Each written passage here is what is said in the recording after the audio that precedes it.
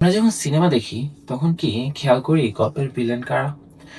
গত কয়েক বছরে ভারতীয় সিনেমায় একটা অদ্ভুত ট্রেন্ড লক্ষ্য করা যাচ্ছে, যেখানে একটি বিশেষ সম্প্রদায়কে বারবার ভিলেন হিসেবে দাঁড় করানো হচ্ছে। যেমন ধরুন, পদ্মাবত আর আলাউদ্দিন খিলজি, তাকে একজন সুলতান নয় বরং দেখানো হয়েছে একজন মাংসাশী পশুর মতো। আবার তানহাজির মতো মুভিগুলোতে রাজনৈতিক যুদ্ধকে রং চড়িয়ে দেখানো হচ্ছে ধর্মীয় যুদ্ধ হিসাবে। ইতিহাসকে বিকৃত করে মুসলিম চরিত্রদের দেখানো হচ্ছে অত্যন্ত অসভ্য ও নিষ্ঠুর হিসাবে। শুধু ইতিহাস নয়, সমসাময়িক গল্পের নামেও ছড়ানো হচ্ছে আতঙ্ক। দ্য কেরালা স্টোরি কাল্পনিক তথ্যের উপর ভিত্তি করে সাধারণ মুসলিম বন্ধুদের প্রতি অবিশ্বাস তৈরি করছে।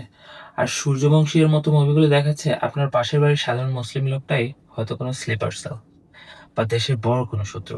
খেয়াল করে দেখুন, এখন দাড়ি, টুপি বা সুরমা লাগানো চোখ মানেই সিনেমার ভাষায় যেন একটি ভয়ের সংকেত।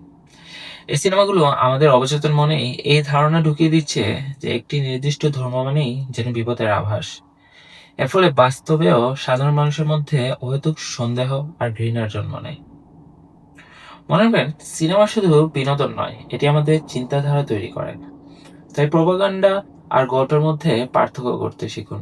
কাউকে ভিলেন বানানোর আগে তার পেছনের রাজনৈতিক উদ্দেশ্যটা বোঝার চেষ্টা করুন। একটা সুন্দর সমাজ গড়তে ঘৃণা নয়, বরং সত্যের প্রয়োজন।